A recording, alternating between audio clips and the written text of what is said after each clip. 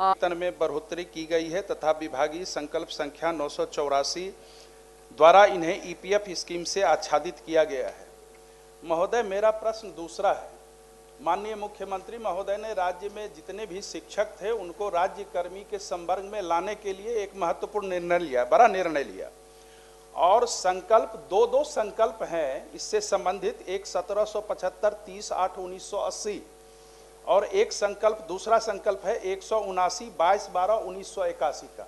उसमें कहा गया है राजकीयकृत एवं प्रोजेक्ट विद्यालय के शिक्षकों की भांति अल्पसंख्यक विद्यालय के शिक्षकों को भी, मदरसा और संस्कृत के शिक्षकों को भी उसी समान सभी सुविधाएं वित्तीय दी जाएंगी। लेकिन इसमें कहा गया है उत्तर में इस तरह का कोई निर्णय नहीं। आप राज्य कर्मी के लिए निर्णय, अगर आप राजकीयकृत विद्यालय में उस तरह का निर्णय ले रहे हैं मंत्री महोदय, तो आप वहां भी निर्णय लीजिएगा, चूंकि आपका संकल्प एग्जिस्ट कर रहा है अभी पहले वाला, और आपने उनके लिए कहा भी था, सभापति महोदय के कक्ष में बैठक हुई थी, जो कि उनको भी सक्षमता परीक्षा दे करके या बिना सक्षमता परीक्षा के हम राज्यकर्मी बनाएंगे। आपने कहा था, वो प्रोसीडिंग में भी है और सदन में भी चर्चा हुई थी। इसीलिए मुझे लगता है इस प्रश्न पर की पुनर्समीक्षा की जाए और वहाँ के शिक्षकों को भी प्रोजेक्ट विद्यालय, राजकीयकृत विद्यालय और राजकीय विद्यालय के शिक्षकों की भांति जो एक नीति अपनाई गई है, उनको भी राज्यकर्मी के समकक्ष लाने के लिए जो भी करना हो ये करें। महोदय, आपने ही किया है, इसी राज्य में हुआ है। ठीक, माननीय मंत्री। सभापति महोदय, जो माननीय सदस्य ने अपनी बातों को रखा और इस तरीके से मदरसे के जो शिक्षक कर्मी हैं और जो संस्कृत महाविद्यालय के शिक्षक कर्मी हैं, उनको हम लोग ससमय तो तनख्वाह और जो भी दे है वो दे रहे हैं, लेकिन राज्यकर्मी का दर्जा देने के लिए हमने कहा भी था कि उस पर विचार करेंगे, लेकिन अभी उस पर तत्काल ये कहना कि तुरंत उस पर भी, क्योंकि हम लोगों को हर चीज़ को देखना पड़ता है। अभी हाल में ही TRE 4 की परीक्षाएं होंगी, तो वित्तीय फाइनेंस का भी इसमें रोल रहता है, तो इसको हमारी सहानुभूति ज़रूर है, लेकिन वित्तीय प्रबंधन को देखते हुए ही निर्णय लिए जाते हैं सरकार के द्वारा, तो उसको निश्चित रूप से हम सहानुभूतिपूर्वक देखेंगे, लेकिन इससे जो वित्त विभाग है उससे भी विचार विमर्श करके जो उचित कार्रवाई होगी करेंगे। ठीक। माननीय सभापति महोदय, जो माइटी स्कूल का मामला है, इससे पहले माननीय मुख्यमंत्री ने जो माइटी कॉलेजेस थे उसको भी EPF और ये सब फैसिलिटीज़ नहीं मिलती थी, लेकिन जब 2005 में सरकार बनी तो इस पर स्पेशल काम करके उन कॉलेजेस को सारी फैसिलिटी दी गई, माइटी के जो कॉलेजेस थे। ये स्कूलों का मामला है। 2022 में विभाग ने रिपोर्ट दिया कि 108 माइटी के स्कूल चल रहे थे बिहार में, जिसमें से 91 इसलिए बंद हो गए कि उनको टीचर्स नहीं दिए गए और सिर्फ 17 स्कूल फंक्शनल है। तो मेरी राय ये है, विभाग से मेरी दरख्वास्त है कि जो माइटी एडेड स्कूल हैं उन स्कूलों को एक तो वक्त पे टीचर्स की बहाली की जाए, दूसरा जो वहाँ के टीचर्स हैं, अगर कॉलेजेस को हम फैसिलिटी दे चुके हैं, पहले सरकार दे चुकी है, माननीय मुख्यमंत्री जी दे चुके हैं, तो इन स्कूलों को भी देने में कोई हर्ज नहीं, देना चाहिए। बहुत शुक्रिया। ठीक। माननीय सदस्य डॉक्टर मदन मोहन झा जी, पूछता हूँ, उत्तर प्राप्त है जी। सभापति महोदय, माननीय मंत्री जी ने बताया है कि किस जिला में कितने स्कूल में छाया दिवाली का निर्माण करा दिया गया है और कुछ जहाँ नहीं है वहाँ प्राथमिकता के आधार पर करा दिया जाएगा। मैं समझता हूँ जो मैं चारों जिला में जाते रहता हूँ। हमारा प्रश्न है कि बिहार विद्यालय विशिष्ट शिक्षक नियमावली 2023 के कांडिका 8.1 विशिष्ट शिक्षकों को स्थानीय निकाय नियमावली 2020 के तहत पूर्ण वेतन संरक्षण देने का प्रावधान है और विभाग से इसका आंसर सकारात्मक आया है, लेकिन अभी तक ये काम हो नहीं पा रहा पूर्ण तरीके से। दूसरा हमारा प्रश्न है कि 8 वर्षों में जो कालबद्ध प्रोन्नति का स्कीम आया है उसका भी पूर्णतः लाभ नहीं मिल पा रहा है हमारे शिक्षकों को। हमारा ये मांग है सरकार से माननीय महोदय कि एक तो हमारे जो विशिष्ट शिक्षक हैं, बहुत सारे शिक्षक ऐसे हैं जो रिटायर होने वाले हैं, 1 साल 2 साल 3 साल, किसी का 4 साल बचा हुआ है, रिटायरमेंट के स्टेज पे आ गए हैं, उनको कोई लाभ नहीं मिल रहा है, ना ही उनको कोई पेंशन का लाभ मिल रहा है, ना ही उनको कोई मेडिकल का लाभ मिल रहा है, ना ही उनका कोई ग्रेचुटी का लाभ मिल रहा है। एनपीएस स्कीम में भी वो नहीं आ सकते हैं, इसलिए कि समय कम बचा है। हमारा सरकार से मांग है कि उनको ऐसी स्थिति में लाया जाए ताकि उनके आने वाले समय में उनके परिवार का भरण पोषण हो सके। जब इतनी सारी लाभ उनको नहीं मिल रही है तो मैं सरकार से अनुरोध करूंगा कि उनकी पूर्व की सेवा का गणना कर प्रोन्नति का लाभ प्रदान किया जाए, और उसके उपरांत जो है ग्रेचुटी, पेंशन या मेडिकल सुविधा जो अन्य शिक्षकों को प्रदान करने का नया स्कीम आया है, तो उनको भी कोई ऐसा रास्ता निकाला जाए ताकि उनका भी आगे का जीवन सुगम हो।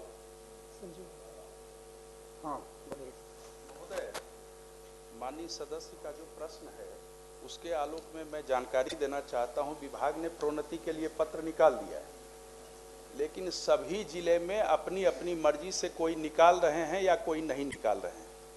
वेतन संरक्षण का प्रावधान भी अभी स्पष्टतः नहीं किया गया है, जिसके चलते आपको एक एसओपी बना करके भेजा जाना चाहिए। दूसरी बात, प्रोन्नति का उत्तर में विभाग ने स्वीकार किया है, माननीय मंत्री महोदय ने ये किया है, जो कि 8 वर्षों में प्रोन्नति दी जाएगी। लेकिन महोदय, जिनकी सेवा 16 वर्ष हो गई उनको तो अतिरिक्त आर्थिक लाभ देना चाहिए।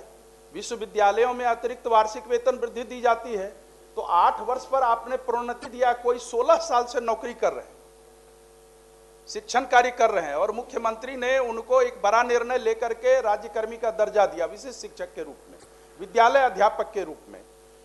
तो इस तरह का पत्र विभाग द्वारा एक जनरल निकलना चाहिए, जो माननीय सदस्य कह रहे हैं, ताकि प्रोन्नति का लाभ जल्द से जल्द मिले। अन्यथा वो सेवानिवृत्त हो जाएंगे तो कितने दिन तक वो दौड़ेंगे वहां कार्यालय, इसका कोई लेखा जोखा नहीं है। इसीलिए उसको धरातल पर लाने के लिए मंत्री महोदय पत्र यहां से जाना चाहिए। 1 मिनट प्रोफेसर। अब इस बिहार के जो हमारे नियोजित शिक्षक थे, या तो विद्यालय अध्यापक बन गए या विशिष्ट शिक्षक के रूप में सबों को राज्यकर्मी का दर्जा मिल गया। हम समझते हैं यह जो माननीय जीवन कुमार जी का प्रश्न है कि आम शिक्षकों को प्रोन्नति का लाभ मिले, और इस राज्य के सभी सेवा संवर्ग के कर्मियों को पूरे सेवा काल में 3 प्रोन्नति का लाभ मिलता है। वह पद की प्रोन्नति नहीं है, बल्कि वह वित्तीय उन्नयन है 10, 20, 30। और इस पर बातें भी कई बार विभाग के अधिकारियों से भी हुई थी, और चूंकि इस राज्य के सभी कर्मियों को यह पूरे सेवा काल में 3 प्रोन्नति का लाभ मिलता है, तो अब इस बिहार के सारे शिक्षक हमारे राज्यकर्मी का दर्जा पा लिए हैं। तो जो इस राज्य के सभी कर्मियों के ऊपर प्रभावी है, वह 3 प्रोन्नति का लाभ पूरे सेवा काल में इन शिक्षकों को भी मिले। यह भी हम इस प्रश्न के माध्यम, इसका मूल आधार यही है प्रश्न। सभापति महोदय, इस संदर्भ में विभागीय बैठक भी हुई थी, मैं भी था, और चूंकि संख्या भी बहुत है, जो अभी करीब 2.5 लाख वैसे शिक्षक जो पंचायती राज व्यवस्था से होकर के सरकारी सेवक बने हैं, उनकी संख्या भी बहुत है, और इस वजह से भी थोड़ा विलम्ब हो रहा है। लेकिन माननीय सदस्यों का ये चिंता कि उनको जो वित्तीय लाभ मिलना चाहिए वो हम लोग उसको देंगे। और साथ ही साथ वैसे विशिष्ट शिक्षकों को ये भी बताना चाहेंगे कि जो प्रधान शिक्षक, प्रधान अध्यापक की जो प्रोन्नति हो के भी सर्टेन परसेंटेज उसमें भी उनका क्लेम बनता है, वो भी हम लोग देंगे। उसमें वक्त ज़रूर लग रहा है, इसलिए कि संख्या बहुत अधिक है, और उनका जो रिकॉर्ड एक गवर्नमेंट सर्वेंट का जिस तरीके से रिकॉर्ड का संधारण होता है, उस तरह से उनका रिकॉर्ड का संधारण नहीं है। इस वजह से समय समय पर दिक्कतें आती हैं। लेकिन हमारी मंशा यही है विभाग की भी कि हम लोग जो भी उनको दे होगा वित्तीय लाभ वो देंगे। उसमें विलम्ब जरूर हो रहा है, लेकिन उसको हम लोग देंगे यथाशीघ्र। से कि हमने कहा कि उनको कोई ग्रेचुटी का लाभ नहीं मिलता है, क्योंकि हमारे माननीय मुख्यमंत्री जी भी यहीं पर हैं, उनको किसी भी प्रकार का पेंशन का लाभ नहीं है, कोई मेडिकल फैसिलिटी नहीं है। इसलिए सरकार से मांग है कि इस पर भी विचार किया जाए और उनको कुछ लाभ देने का सरकार कृपा करे। माननीय सदस्य डॉक्टर अजय कुमार सिंह।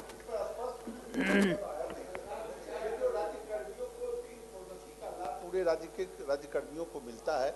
हम वही बात कर रहे हैं कि इसके पत्र जारी होना चाहिए कि वित्तीय उन्नयन का लाभ इन राज्यकर्मी हुए शिक्षकों को भी मिलेगा।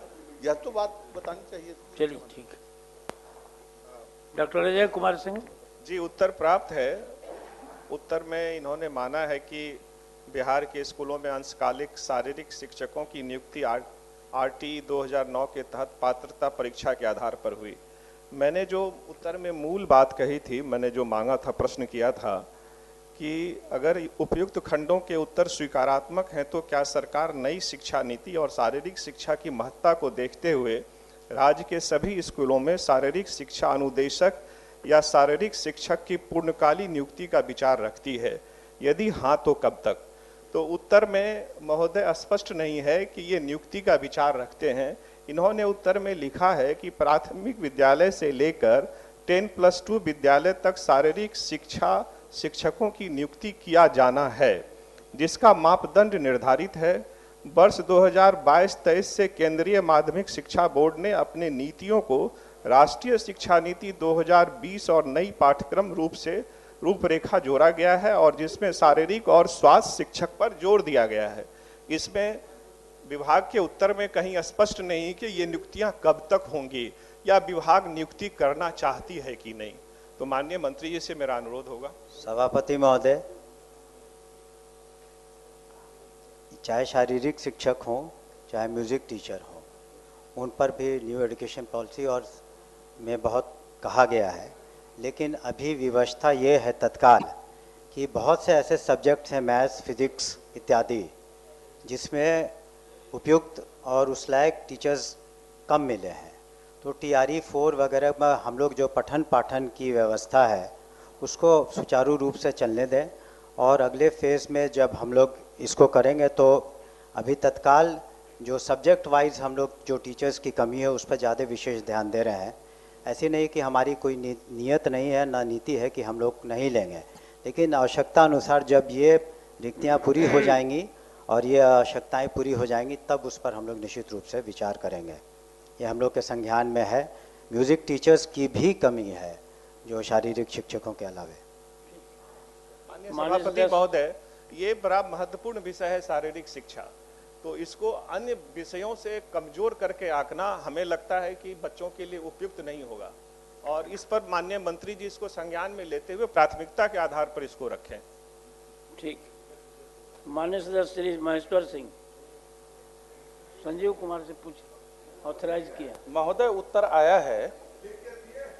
हाँ, लिख के दिया महोदय, लिख करके दिए होंगे, इसीलिए आसन से कहा जा रहा है। महोदय उत्तर आ चुका है और उत्तर में खंड क में सही कहा गया है कि उन पर संचयी प्रभाव के बिना एक वेतन वृद्धि अवरुद्ध की गई है, लेकिन खंड 2 का जो उत्तर है ये भ्रामक है, ये अस्पष्ट है। इसमें असूली के लिए कहा गया है, रिकवरी एक्ट भी होता है। अगर लोक धन का दुरुपयोग हुआ, कोई वित्तीय अनियमितता हुई तो उसकी रिकवरी के लिए विभाग ने क्या किया, ये तो आना चाहिए मंत्री महोदय। सभापति महोदय, उसमें जिक्र नहीं है, लेकिन ये प्रक्रिया है, इसको हम लोग सुनिश्चित करा लेंगे, वो रिकवरी होगी। ठीक।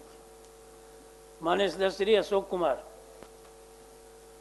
महोदय, जवाब मिला है संतोषजनक नहीं है महोदय। बोलिए, पूछिए, प्रश्न पूछिए। महोदय, जो जवाब मिला है कि अनुपात के हिसाब से शिक्षक का नियुक्ति किया गया विद्यालय में, उत्कर्मिक मध्य विद्यालय सहजपुरा नारदीगंज में महोदय, जो मानक के हिसाब से जो शिक्षक प्राप्त है ना, मंत्री जी ने स्वीकार भी किया है और उसको नकार भी दिया। सभापति महोदय, एक पहले शिक्षक स्वीकार किए हैं तब नकारे हैं। एक शिक्षक जो अब रिटायरमेंट के वर्ष पर है, 1 साल से भी कम सेवानिवृत्ति में उसका समय बचा, वह रामबाग डाइट में वह व्याख्याता है।